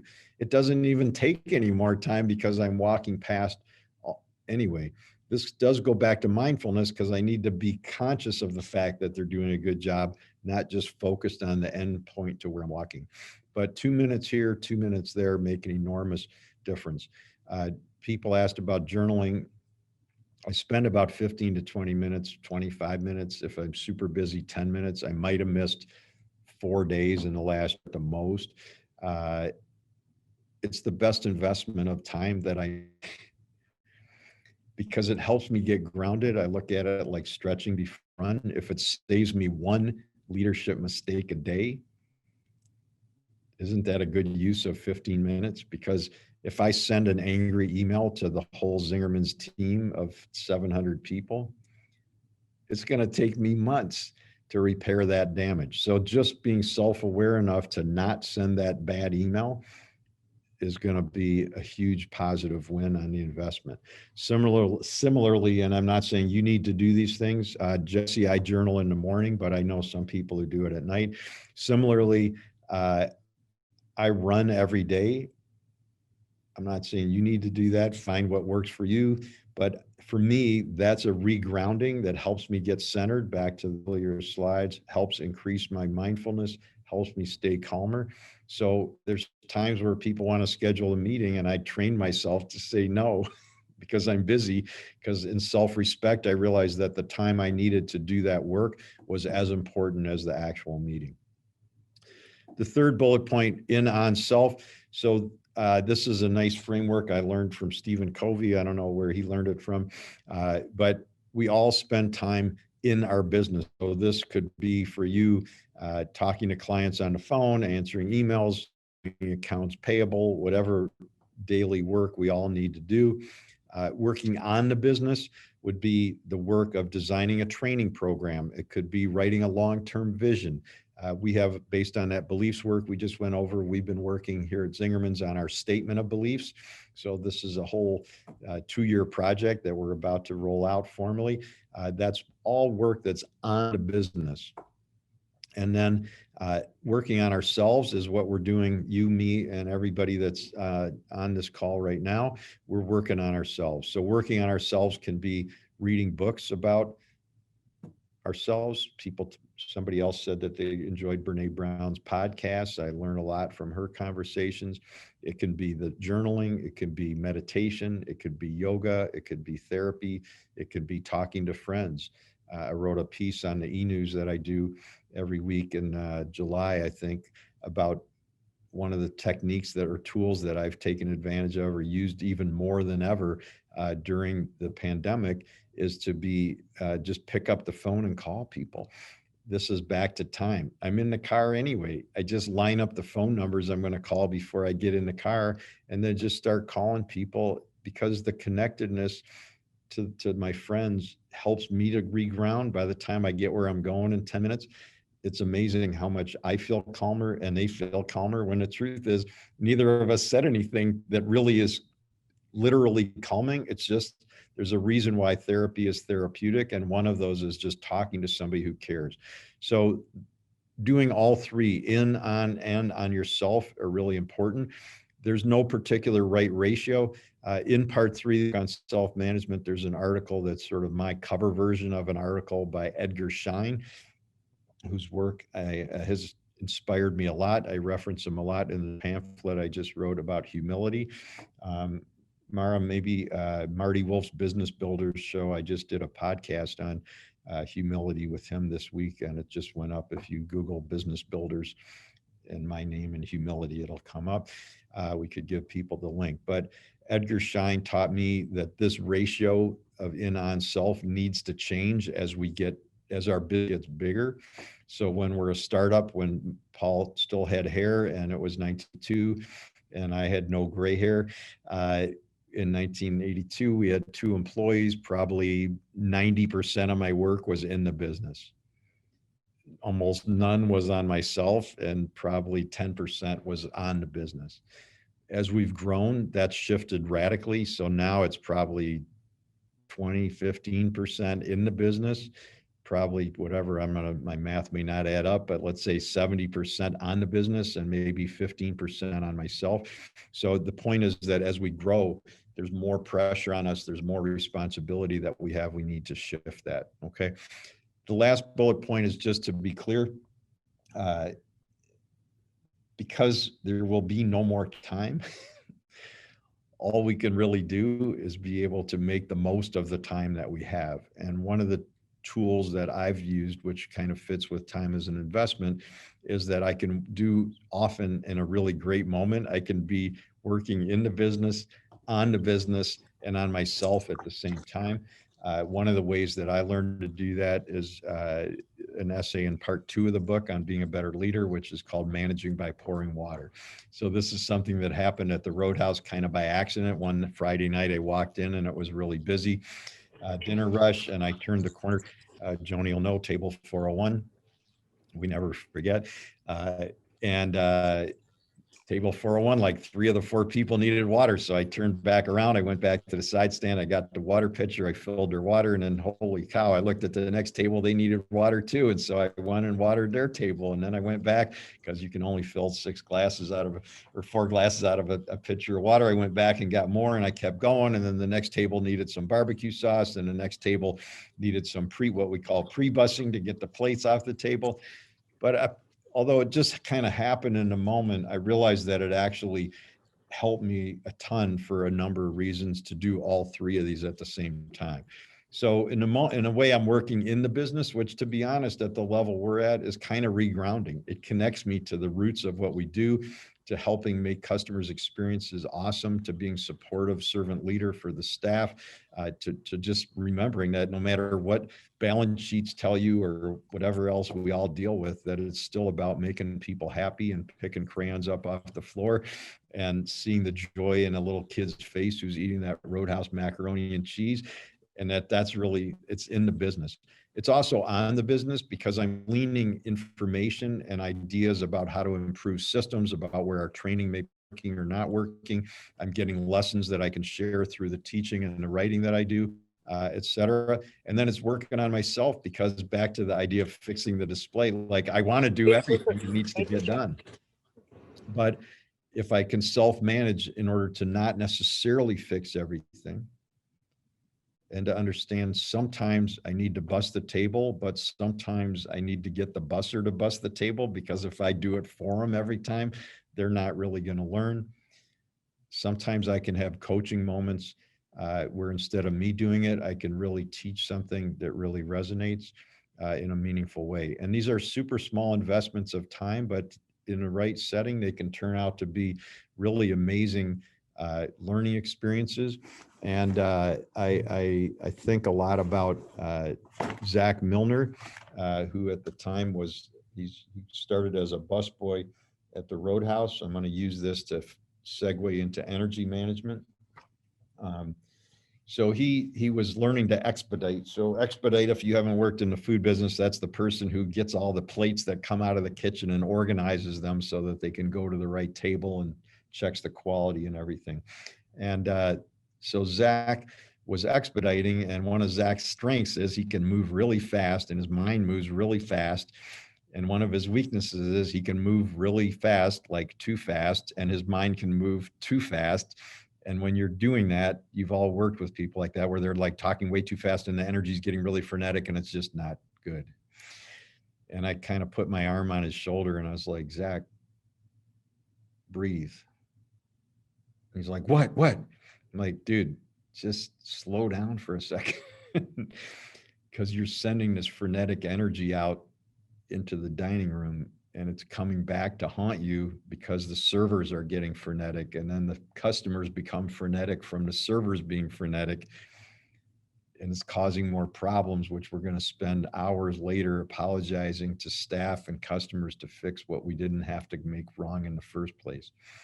It was literally like an under 2-minute conversation that he and I had that day, but he got it.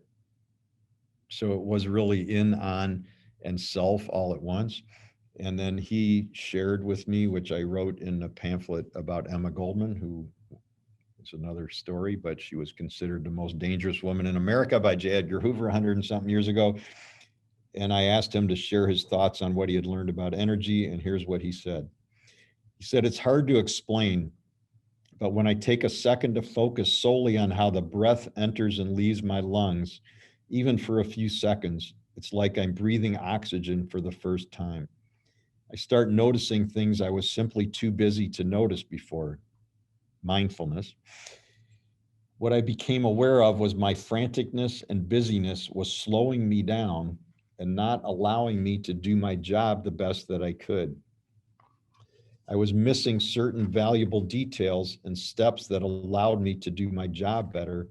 And all I needed was a little good old-fashioned oxygen to bring clarity back to my brain. Not only does that oxygen allow me to do my job better, but it brings a calmness to the energy I produce. And that calm energy is then replicated by those I am leading, making everyone else better around me. 3 months ago, he was promoted to assistant manager. He started as a busboy 7 years ago. So that 2-minute investment, I'm not saying every investment pays off, but that's true in the stock market too. Look what came from that small thing. And to his credit, it's as they say, when the student is ready, the teacher will appear, and it clearly appeared for him. And I feel honored to have contributed because now he's contributed through this energy work we're going to close out our session with so positively through that learning. So as you can see, Joni put the slide up. So the energy work, I want to credit my Anise, A-N-E-S-E, Kavanaugh. I'm sure Mara will pop her website into the chat there in a minute. Anise Kavanaugh is in Sacramento, California. We've been friends for, I don't know, 12 years now. And I learned this and adapted it from her, and she teaches her own stuff, but this is what we teach to all of our staff, and it's a huge positive both for them, and I'll say just personally, it's a huge positive for me. So even if you only use this in your personal life, it's still going to be enormously beneficial. We teach three elements of energy. And by the way, this is written about in part 2 of the book on being a better leader. It's in there in much greater detail than I can share, of course, in our short time today. But 3 types of energy. The first is your physical energy. So of course, we know a lot about this already probably, but what we eat, hydration, working out, all of these can have a really big impact. Mental and emotional energy. So this is what's happening in here. We've been talking a lot about that over the last hour and 40 minutes. So this is the language that we use to speak to ourselves. This is whether we choose to perceive the things around us with positive beliefs, even though they're problems, we can still see that they're problems that can be solved, versus negative beliefs. These are things that are nightmares, we're victims, we're stuck with them. It can be all of that. Music can contribute, for me at least, a lot. We have 4 dogs at our house, so this can all be, they provide positive energy for me. I was stretching this morning after I ran, and one of our little corgis, who's our introverted dog, just like ran over and started licking my face, which if you don't have dogs, you're probably like, that's gross. But if you have dogs, it's like, wow, that was awesome. And then he like just cuddled up next to me while I was stretching on the floor. So these tiny little things can really impact our energy. Who we hang around with, whether that's in person or online, or the books we read, or videos or podcasts we listen to, those will have a really big impact on our mental and emotional energy. There's any number of studies that have shown that the 5-6 people we spend the most time with are having a huge impact on who we are. I'm going to share this not judgmentally. I don't really go on Facebook ever. I choose not to spend my time there. I have lots of friends who are on there a lot. There was an article in the New York Times on Sunday that told me what I really don't know, because I never look, but about what happens to your feed and how the information is self-perpetuating. If you study one thing, it just keeps sending you more and more of the same thing. So it's very hard to get out of that rut, because you're basically surrounded by that information. And we know from the belief cycle, we're dismissing the stuff that doesn't support our beliefs. We're allowing in, it's reinforcing what we already believe. The roots of those beliefs are just going deeper and deeper. So being mindful of who we're around. Emotion is contagious. If we spend time with negative people, it doesn't make them or us bad people. It just makes them good people who are spending a lot of time in negativity. It's almost impossible. It's probably bad to say contagious right now, but it's impossible to stay out of that mindset. The third one that I learned from Anise is what she called vibrational energy. And this is the one that really blew my mind. The first 2 I kind of knew about. I might not have thought about them as much, but this is really the energy that other people pick up from us. So it's not what we think we're doing. It's what everybody else thinks we're doing. It's the vibe that we put out into the universe around us. And by the way, it goes through email, texting, phone calls, body language, tone of voice, eye movements. Studies continually show that less than 10% of what people take away from a conversation with us, whether it's in person, on the phone, online, on chat, or whatever, is the actual words. Over 90% of what they take away is, in essence, the vibration. It's the non-verbal cues that we're putting. Like I said, our body language, the tone of voice, all of that's being picked up from people. So learning to be mindful of these 3. And then we have a simple 4-step recipe that we teach to everybody here, and that Joni and I and Mara and Emily, who've been around it for a long time, we still slip, but we've pretty much internalized this. And it's real simple. I like simple things that honor the natural complexity of life. The first is to read your energy. We use a 0 to 10 scale. 0 sucks, 10 is awesome. Back to that quote I read about Zach. 10 energy does not mean you're running super, super fast, because that's actually fast, but bad energy. So 9 or 10, Jenny Tubbs, who's worked here even longer than Joni, says we should have called it 0 to Zen. I love that. So 10 energy is super grounded, calming, positive energy. Second step, vision it at the end of the shift, at the end of a difficult conversation you're going to have. If you're an introvert, at the end of the party that you're going to by choice. What's your energy going to be? Because if you don't know where you're going, then we're just drifting aimlessly and hoping it works out. It's more effective if we know what our intention is. The third step is to manage it. So we're all different. So as an introvert, I need time alone. I'll schedule my day so that after a difficult meeting, I schedule my running time. I never schedule 3 difficult meetings in a row, because I know that by the third one, the odds of me still being centered and grounded are not that high. I always make time for my journaling in the morning, whatever. Other people need to bond by being together with other people. So the point is to be sensitive to your own needs. I can go almost all day and barely eat. Maggie from Zingerman, who I've known for 40 plus years, Joni Smelling needs to eat like every 4 hours or she melts down. It has nothing to do with intelligence or capability. It's just, that's the nature of her physical system. And then the fourth step is to repeat it, because as soon as we get where we're going, some weird thing's going to happen. Maybe there'll be a pandemic. I don't know, some strange thing we never even thought of that could completely throw us off our game. So the more we can just get in this cycle, the better it's going to go. I'm going to tell you that all great athletes, all great third grade teachers, all great leaders are doing this all day long. They may not have used these words, but this is what we do to stay grounded and connected. Joni, I'm going to pause there. Yeah.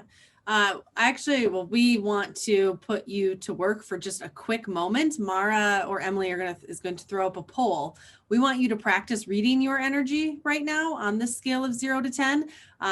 We're only able to do 1 to 10 just based on the numbers that Zoom allows us. So the lowest is 1 in this case, but 1 is that detrimental. 10 is certainly the positive. If everyone will rate their own energy right now, I think it's just really interesting to see.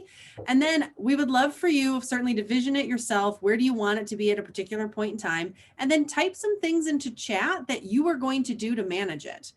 Because I mean, we all need to take responsibility for our own energy. If we're waiting for someone else to boost it, you just don't know how long you might be waiting for that person to come along. So type into chat, what will you commit to doing to raise your energy? Even like in the next 10 minutes, in the next hour, what will you do to raise your energy? So go ahead and type those in. I think it's a good opportunity to learn from each other. It's all interesting to see. I don't know if you can all see the poll as well. You might not be able to. So 7 is the highest at 31% of folks. 8s are at 25%. We have 8% of people at a 9, and 2 people have said they're at a 10, which I think is great. So there's kind of a wide variety there. So I'll just close this out and then we'll do some questions, Joni. Yeah. So a couple quick things to share. So one of the best things we've ever done, in my opinion, here at Zingerman's was to make positive energy a performance expectation. It is part of the job. So if you bring bad energy to work, and I'm not talking about the days where one of our relatives, I have a friend whose father's in the hospital. That's a different situation. But other than that, we need to bring positive energy to work. And I'm not saying this to judge any of you who scored yourselves lower. Like, we want our guests, we're big fans of the Net Promoter Score. It's a different seminar. The book Ultimate Question is Fred Reichelt's book on it. We want our guests to have a 9 and 10 experience. If I bring 6 energy to work, what's the odds of the guest I wait on or the client I wait on getting a 9 or 10 experience? And the answer is almost none. So I need to get myself in character in the same way that a great athlete needs to get themselves in character. A great actor on stage or musician or parent needs to be in the right space in order to make things work. So it really does work, and it is partly a choice. There's other things happening around us, but it is partly our choice. So Joni, why don't we choose to go to questions? Absolutely. Well, I am going to just throw up the final reflection. It's in the handout as well. I think taking those moments to reflect is really important to help solidify a lot of the content. So this is kind of your homework, if you will, something you found interesting or surprising. If you answer it and you want to put it into chat, find interesting or useful, and then a tool that you are excited to teach to someone who wasn't here, but that can also be your homework. Moving into questions, I am going to stop the screen share because you don't need to see a slide that just says questions. Most of the questions were actually answered by Ari, which is great.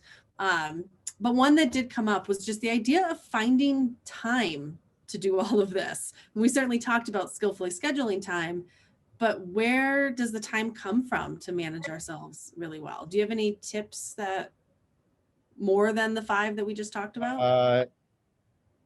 Well, I mean, yes, I have a whole essay full of tips. Mara could put the pamphlet link in there, but I mean, a couple things I guess I'll just say. One is back to the belief cycle. So I kind of have the belief that there's always time.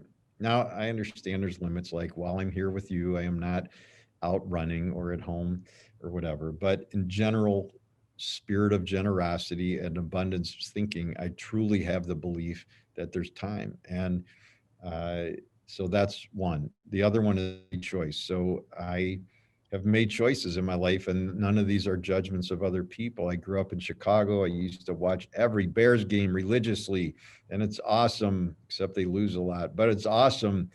But it takes 4 or 5 hours out of the day, and then they would lose. And then I was in a bad mood for the next 3 hours. And I learned from that guy, David Eagleman, on that podcast today, that your brain actually bonds to the emotion of the moment. So now, even though intellectually I know it's irrelevant, I know they're going to lose and I don't care, it still kind of triggers negative energy in me, right? So by choosing not to do that, it freed 4 or 5 hours, no joke, out of my week, whatever there were, 14, 16 weeks a year. So it's really just what I choose to spend the time on. And it's not judgments. It's just, there's only 24 hours in the day. So where we spend it. And I taught at U of M on campus 4 or 5 years ago.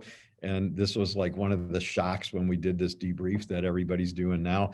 And this young woman, who I'm sure is smarter than I am, whatever. And she was like, oh my God, like if I just spent 1 less hour a day on social media, by the end of the year, that would be 300 hours. And I'm like, yeah, that you could invest in like reading a book or learning something new or whatever. And I'm not being flip. I mean, if people want to spend on social media, there's no judgment. I mean, do it. It's just don't do it and then be mad that we didn't have the time to do something else. Good question. Good answer. And there was a question about journaling, which you sort of touched on. Just about the morning or the afternoon, but what is or do you have a format that you use or? Yeah, it's really simple. I just write whatever comes into my mind. Sometimes I write, I don't know. Sometimes I write what else, like to prompt myself. Sometimes I write words. Sometimes I write about the music I'm listening to or the coffee or whatever. I brought my journal because I knew somebody might ask. It's super low tech. I buy yellow legal pads. I like fine line, detachable. I don't know why I like detachable since I don't detach the pages, but that's what I like. So I really it's just a mind clearing. I don't personally go back and read a lot. I can. But it's really more just to clear my mind. And it is remarkable how calming it is. Yes, Artist's Way is an awesome book, which somehow I didn't even know about until like 5 years or 6 years ago. But Julia Cameron's work is fantastic. And it's all about, she calls it morning pages. It's all about journaling. And I think the last question, as we have time for, from Gina, just how do you make positive energy a business competency? How do you add it into your vision, your mission statement, policy, job descriptions? Yep. How do you spell it out? It's in the job descriptions. It's in. So here's all I say. Like people are like, well, you can't do that. I'm like, well, what if they answer the phone wrong? You go, well, we eventually, we'd coach them. And I'm like, well, what if you went over it with them like 20 times and they keep answering it wrong? Like they say good morning in the afternoon, or they say that, good afternoon, Costco, but you're not at Costco. Like, what would you do? Eventually they go, well, eventually we're going to fire them. I mean, it doesn't mean they're a bad human. It doesn't mean they're a bad person.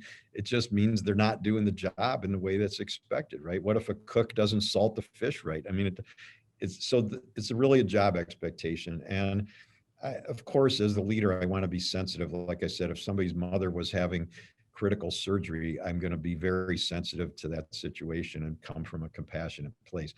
If they themselves are sick, of course.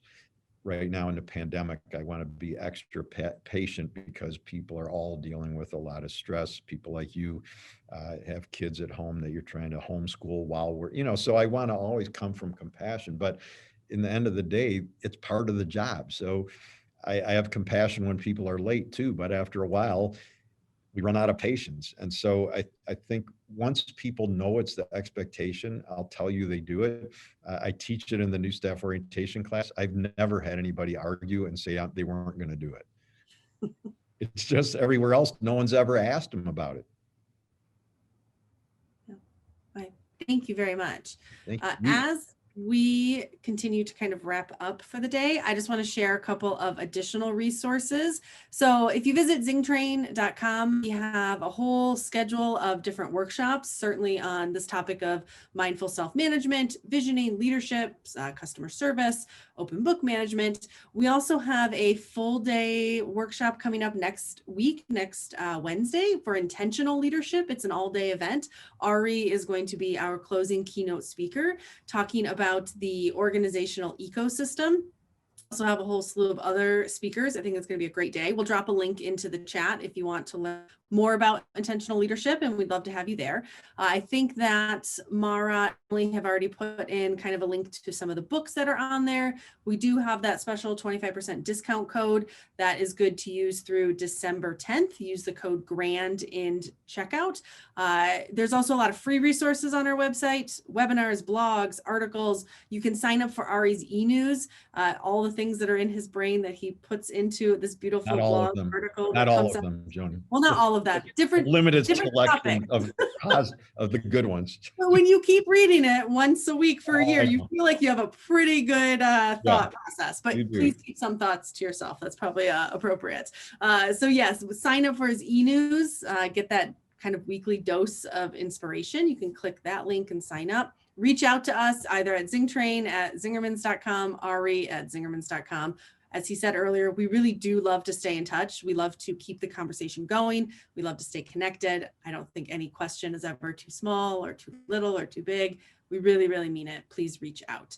And just a very sincere thank you. I think I would love to turn it back over maybe to Lorraine and then Ari, if you have any final thoughts or closing out with a quote. But I think with that, Got it. I'll turn it back to Lorraine. Lorraine, and then I'll read you a final quote and we'll let everybody get on their way. Thank you. Great. Thank you, Joni. Thank you, Ari. Just want to thank everybody out there today for investing your time, for being mindful to come today to this really, really thought-provoking topic. And Ari, we just so appreciate the best practices that you've been able to share with us. I was just writing some notes of my own and just reminding, change our beliefs and we see things differently.